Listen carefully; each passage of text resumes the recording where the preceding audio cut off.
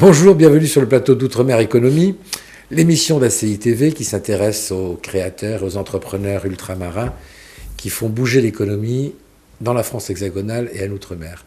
Aujourd'hui, nous sommes à la veille de l'ouverture du salon Beautycolor et donc nous recevons des esthéticiennes, des femmes spécialisées dans la beauté ethnique. Marjorie Alexis, bonjour. Bonjour. Vous êtes artiste peintre. Oui, tout à fait. De formation. Je dirais de passion, c'est une passion. De passion. Voilà. Et vous êtes esthéticienne.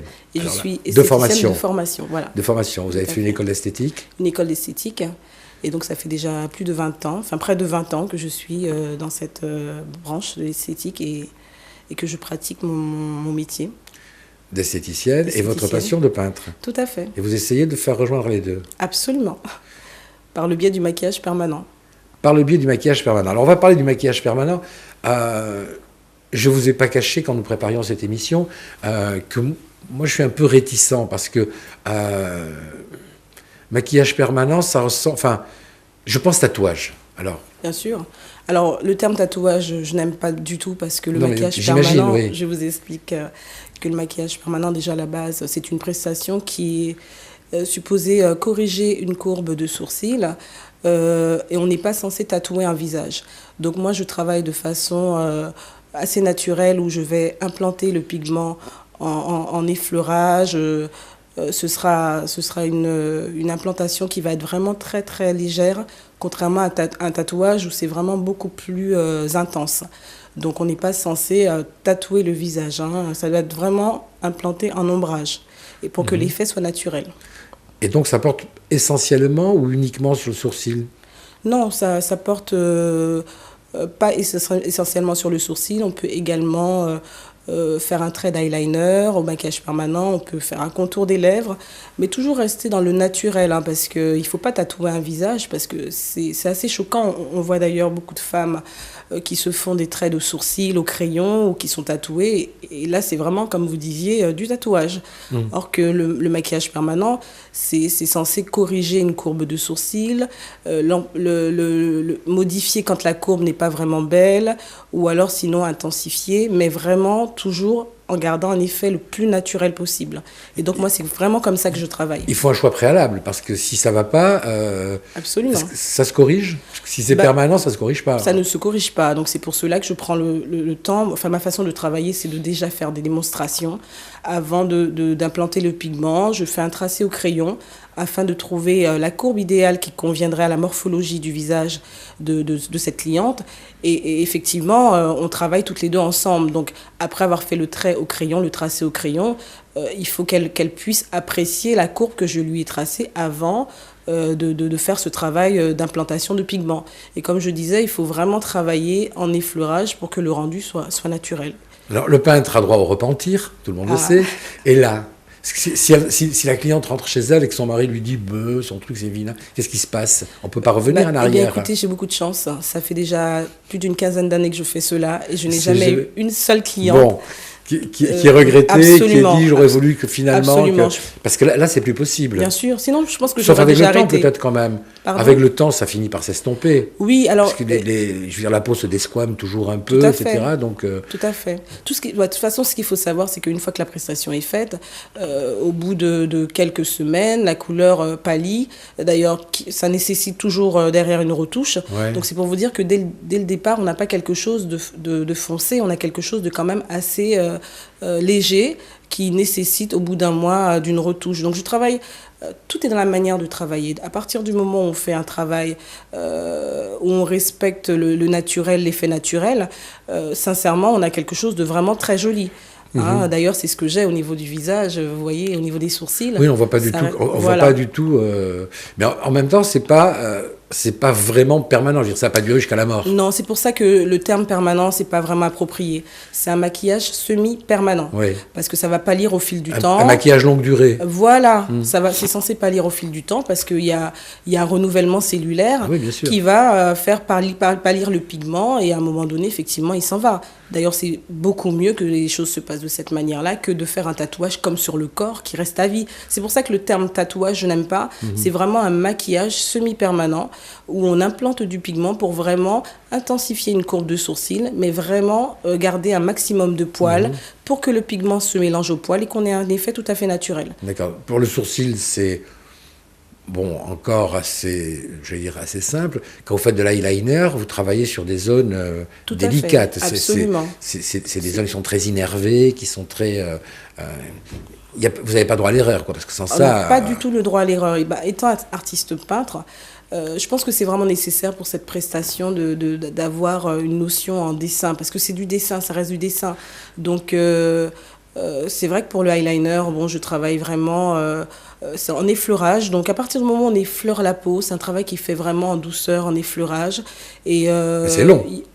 C'est long. Après, vous savez, avec l'expérience, quand on maîtrise quelque chose, ça prend, je vais dire, peut-être une trentaine de minutes. Une trentaine de minutes pour faire la prestation.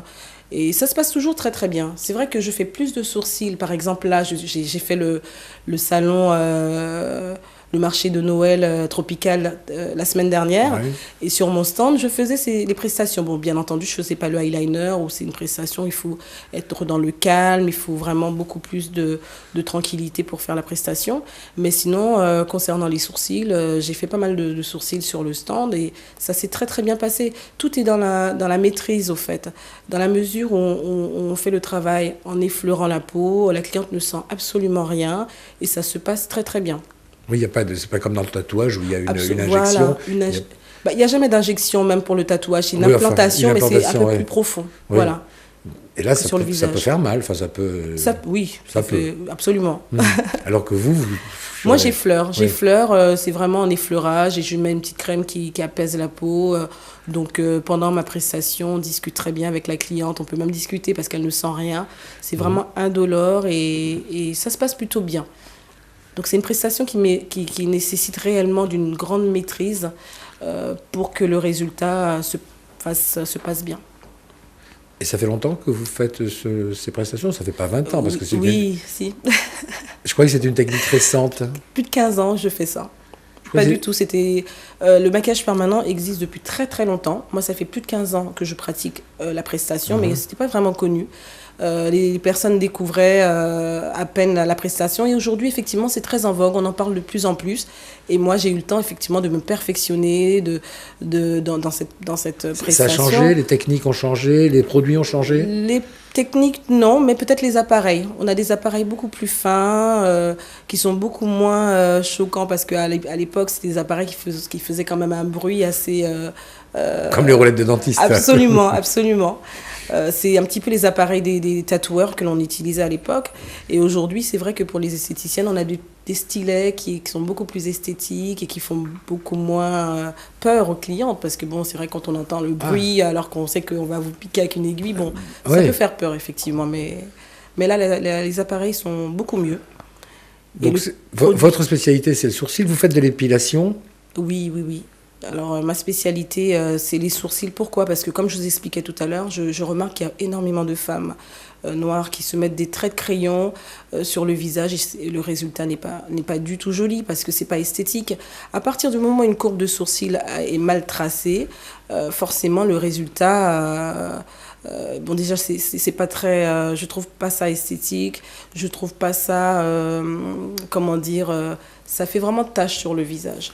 Donc moi, je me suis vraiment spécialisée dans la beauté du sourcil parce que je pense que le regard est très important. Pour moi, les sourcils sont la clé de voûte du visage. Si on veut sublimer un regard, c'est important d'avoir des beaux sourcils. Et il faut que les sourcils soient équilibrés, qu'ils soient bien placés au niveau du visage. Il faut respecter la morphologie et l'harmonie du visage. Donc je fais ce travail de démonstration, de créer la courbe du sourcil en fonction de la morphologie du visage. Avant de faire la prestation. Donc, le travail de démonstration est très important pour montrer aux clientes comment se tracer les sourcils pour avoir un effet naturel. Vous avez eu une phrase de peintre et pas de... Oui, d'esthéticienne aussi, mais surtout de peintre. Vous m'avez dit, le sourcil, c'est la clé de voûte du visage. Oui, tout à fait. Ça, c'est une clé de... C'est pas rien. Une clé de voûte, c'est ce qui tient... une coupole, c'est ce qui tient un bâtiment. Pour moi, c'est ça, parce que pour moi, tout passe par le regard. Pour moi, le regard, c'est le reflet de l'âme, je dirais presque. Donc si le regard... pas que. Pardon ? Pas que l'âme. Pas que l'âme. Et donc, je pense qu'à travers le regard, on peut faire passer beaucoup de choses. Et donc, j'avais vraiment envie de sublimer le regard de ces femmes, pour moi, qui gâchent un petit peu leur regard en se faisant des traits noirs, mais presque des bâtons sur le visage. Et moi, j'ai été pendant une vingtaine d'années, j'ai travaillé pour une société en étant responsable et formatrice. Et donc là, j'avais vraiment à cœur aujourd'hui de créer une alliance entre ma passion et mon métier, et une sorte d'alchimie. Et donc j'ai choisi de me spécialiser, enfin pas de me spécialiser, mais parce que je suis déjà spécialiste de cette prestation, mais j'avais vraiment envie d'arrêter tout ce qui est soins du visage, soins du corps, toutes ces prestations que j'ai fait pendant au moins une vingtaine d'années. Et donc il y a 3 mois que j'ai arrêté. Vous y croyez plus ou... Non, pas du tout, au contraire, j'ai adoré faire ce métier, mais j'étais toujours en cabine, j'étais très proche de ma clientèle et c'était vraiment très agréable. Mais aujourd'hui, j'ai plus envie d'être dans l'artistique, au fait. Et c'est vrai que j'étais en train de jongler tout le temps entre ma passion, mon métier. Un coup j'exposais et puis après il fallait que j'aille travailler derrière. Enfin, c'était très fatigant. Et donc aujourd'hui, pour moi, c'est une sacrée chance de pouvoir enfin avoir cette alliance entre ces deux, enfin mon métier et ma passion. Et donc aujourd'hui, je me retrouve à exposer mes tableaux. Et à côté, à faire la prestation du maquillage permanent, pour moi, qui reste du dessin sur le visage. Donc, c'est pour moi c'est une sacrée chance, quoi. Les soins corps, c'est devenu un peu du grand n'importe quoi. On voit de tout, quoi. Je veux dire, dans l'esthétique, on voit de tout, et c'est sûr. Moi, je suis pas un spécialiste, mais des fois, je me pose des questions. On se baigne dans le pinard. Et on vous dit, sa piège est radicaux libre, vous n'allez plus avoir de rides si vous vous baignez dans le vin. Bon, je trouve que le vin est une chose trop noble pour qu'on se baigne dedans. Bien sûr, absolument. Mais absolument. Puis on voit de tout, enfin des remodelages à tout. Ça va depuis les sels de la mer morte. On peut éventuellement... Qui peut être très bien, les sels de la mer, c'est très bien, c'est reminéralisant, c'est très bien. Voilà, et puis le sel, ça gomme vraiment. Absolument, quoi, ça gomme vraiment, c'est reminéralisant, ça active la circulation sanguine, même bien sûr. Après, il y a toujours un effet mode où il faut sortir quelque chose de nouveau, mais moi, j'ai jamais été dedans. Il faut sortir quelque chose de nouveau. Absolument. C'est-à-dire, on vous fait des soins corps à la semoule, comme si vous étiez sincèrement, moi, j'ai jamais été... au chocolat, comme mais oui, je suis d'accord avec vous, je suis assez d'accord avec vous. Donc moi, je n'ai jamais été dans le renouveau, j'ai plutôt été dans vraiment des choses qui fonctionnent. C'est-à-dire que moi, mes clients, je leur apportais vraiment des nettoyages de peau en profondeur, des soins du corps, du bien-être, de l'écoute aussi. Et j'ai toujours été en quête de cela, au fait, de résultats au niveau des prestations que je pouvais apporter à ma clientèle, plus que des paillettes et des... Donc, pendant ces 20 années, j'ai vraiment senti que j'ai apporté quelque chose à ma clientèle et dont je suis toujours très, très proche. Et aujourd'hui, c'est vrai que j'ai arrêté les soins du visage, du corps, tout ça, pour me spécialiser dans le maquillage permanent, pour proposer que ça. Mais j'entends pas mal de clientes encore qui m'appellent. Alors, quand est-ce que vous allez reprendre les soins du visage ? Bon, j'y pense, mais pour l'instant, j'ai vraiment envie, un réel travail à faire au niveau du maquillage permanent, parce qu'il y a trop de ratages, il y a des horreurs concernant cette prestation. Et sincèrement, des fois, quand je vois les femmes avec des traits mais horribles sur leur visage, ça m'est déjà arrivé d'aller les voir. C'est du permanent, Mais des fois, c'est pas permanent. Des fois, c'est du crayon. Des fois, elles se font des traits au crayon. Ça, c'est pas grave, on peut nettoyer. On peut nettoyer, mais sincèrement, quand vous voyez une femme qui est maquillée, qui a un gros trait de crayon qui monte, qui descend, enfin, on ne sait pas où ça commence, où ça se termine, sincèrement, je trouve que ça fait plus déguisement qu'autre chose. Donc, j'avais à cœur de vraiment leur montrer comment se tracer les sourcils, comment mettre en valeur leur visage, tout en restant dans le naturel, parce que c'est quand même choquant. D'accord. Vous travaillez à l'Institut ? Je travaillais comme je disais, en institut pendant une vingtaine d'années. Là, je me suis arrêtée pour faire que des salons. Je préfère aller vraiment à la rencontre de la clientèle. Donc, avant de monter une boutique, je travaille de cette manière-là, où j'ai fait la foire de Paris.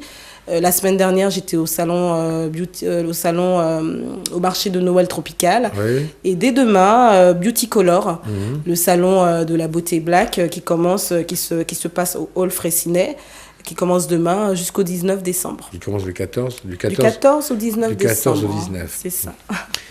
Donc, si on veut vous rencontrer, c'est soit en salon, soit vous vous déplacez quand même. Bien sûr, je me déplace et puis j'ai un lieu. Vous pouvez aller chez la cliente parce que vous n'avez pas besoin de porter. Et j'ai un lieu où j'accueille ma clientèle quand même. Hein. J'ai un espace à Paris où j'accueille ma clientèle pour les prestations, pour les retouches par exemple après la prestation. Mais comme je me déplace beaucoup, je travaille que sur rendez-vous. Donc à partir du moment où la cliente appelle pour prendre rendez-vous, je lui donne rendez-vous sur un espace. J'ai une cabine où je travaille en collaboration à Bastille.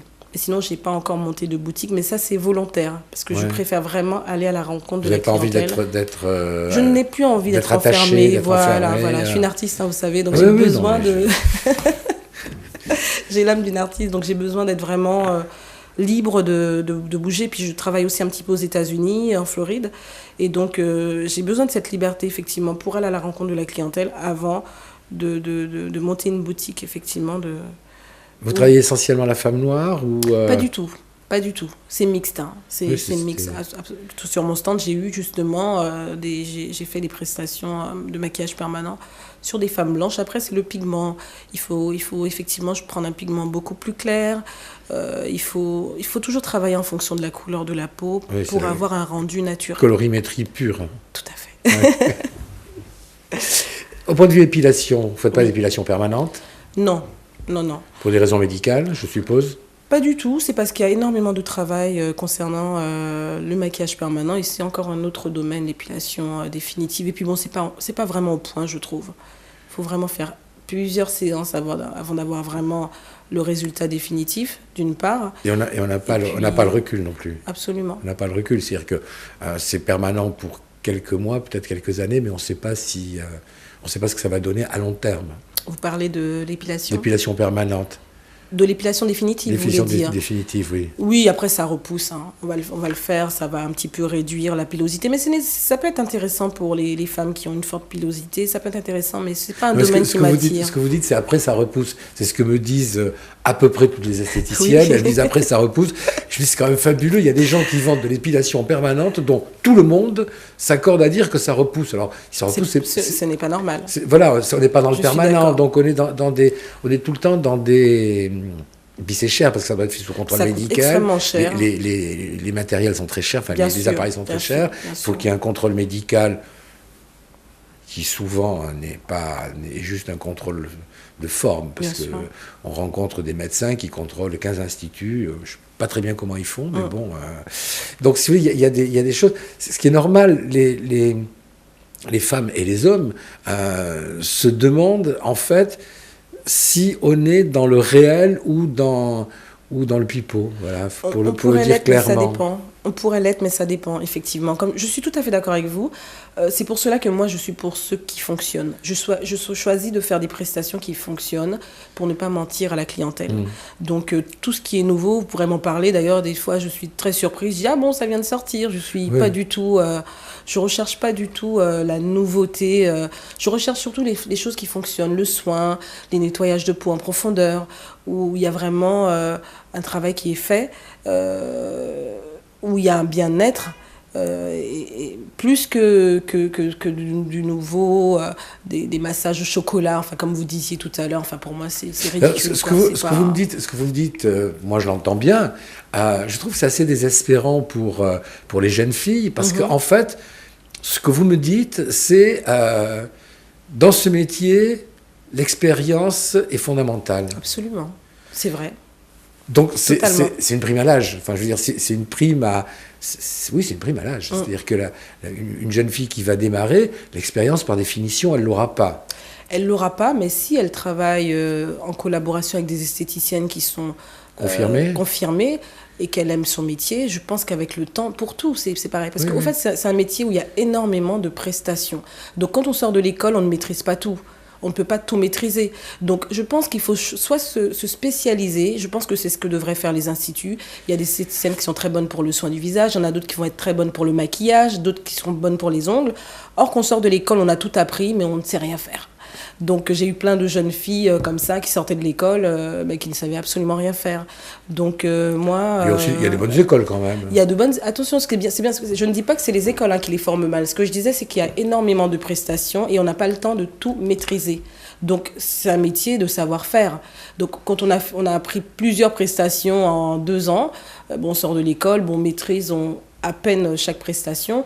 Et je pense que c'est vraiment avec l'expérience qu'on va réellement maîtriser totalement chaque prestation. Ce n'est pas les écoles qui sont mauvaises en soi, hein, mais je pense qu'après, la personne, la jeune fille en sortant de l'école, elle doit se spécialiser, elle doit travailler, elle doit se... Voilà. Oui. Alors, la question que je vais vous poser, parce que c'est en fait une question de consumérisme pur, l'esthétique est un métier à diplôme obligatoire. Oui. Sauf que ce n'est pas le cas. Quand il y a des quantités d'instituts où on ruse avec la législation, c'est-à-dire qu'une esthéticienne peut ouvrir 2, 3, 4 instituts, un groupe peut ouvrir 2, 3, 4, 5, 10 instituts, mettre des stagiaires qui, par définition, n'ont pas encore le diplôme, ou des filles en cours de formation, mais la cliente, elle ne sait pas. C'est vrai. Quand elle rentre, elle ne sait pas. Bien sûr. Elle ne sait pas où elle rentre, elle ne sait pas qui est en face d'elle. Bien sûr. Mais les clientes ne sont pas dupes. Hein. Je pense que, sincèrement, à un moment donné, elles se rendent compte... Oui, mais après, une fois qu'elles sont rentrées absolument. Et qu'elles se sont aperçues qu'elles avaient payé pas cher pour pas cher. Absolument. D'ailleurs, je rencontre beaucoup de femmes qui me disent « Oh là là, je trouve aucun institut pour bien m'épiler les sourcils. » Alors que les jeunes filles, elles sortent de l'école ou alors ça fait plusieurs années qu'elles font le métier et elles n'arrivent pas à faire une courbe de sourcils correcte. Donc, au niveau de l'esthétique, il y a un réel problème. Ouais. Parce qu'on se rend compte qu'on ne tombe pas sur des esthéticiennes qui sont vraiment, confirmées ou qui ont vraiment de l'expérience, ou qui maîtrisent. Donc, il y a un réel problème, effectivement, concernant ces... On a vu exploser les formations. Il y a des écoles d'esthétique qui existent depuis avant la guerre. Et pourtant, oui. Qui enseignent depuis 50, 60 ans, donc dont on peut imaginer qu'après 60 ans, elles savent former des filles, et puis elles en ont formé beaucoup. Et puis on voit fleurir plein d'instituts, qui font des formations. Mais c'est la grande mode, bah en oui. fait. Beaucoup d'esthéticiennes aussi choisissent de faire ce métier, pas parce qu'elles aiment ce métier, mais parce qu'elles ne savent pas quoi faire. Donc elles choisissent, allez, je vais apprendre à faire de l'esthétique à une école d'esthétique. Pour apprendre peut-être à se maquiller, pour se mettre... Alors que c'est un métier qu'on choisit de faire parce qu'on a envie d'apporter quelque chose aux autres, on a envie de s'occuper de l'autre, on a envie de donner à l'autre. Donc je pense que c'est les bonnes raisons parce que c'est un métier où on est très proche de la clientèle. Donc si on n'aime pas notre métier, à un moment donné, on s'enlace et puis on change de métier. Donc beaucoup d'esthéticiennes choisissent cette branche. C'est pire que psy. Un petit peu. Non, mais toutes les esthéticiennes que j'ai pu rencontrer me disent qu'elles ont avec leurs clientes des relations... elles savent tout sur elles. Parfois, elles en savent plus que leur famille. C'est pour ça qu'il faut aimer les gens, il faut aimer l'écoute. Et puis, je pense il faut profondément aimer ce métier pour le faire. Ça, c'est sûr. C'est indéniable. Il faut vraiment... Parce qu'il faut être très patient, il faut être à l'écoute. Il faut effectivement bien faire les prestations. Donc, effectivement, il y a maîtriser les produits. Il y a beaucoup de choses à maîtriser pour être une bonne esthéticienne. Donc, c'est peut-être pour ça qu'on a du mal à trouver de bonnes esthéticiennes. Parce que c'est un métier très difficile. Oui, c'est un métier très, très difficile. Et je sais que c'est un métier très difficile, mais je le sais par les esthéticiennes que je rencontre sur ce plateau. C'est un vrai marché. Donc, dans Outre-mer Économie, on en reçoit beaucoup parce que c'est un vrai marché. C'est un marché qui explose. Tout à fait. C'est un marché qui explose. Donc tout le monde veut s'y mettre, mais bon, en même temps, il ne faut pas devenir esthéticienne parce que c'est un marché qui explose. Moi, je pense que c'est une vocation, ce métier-là.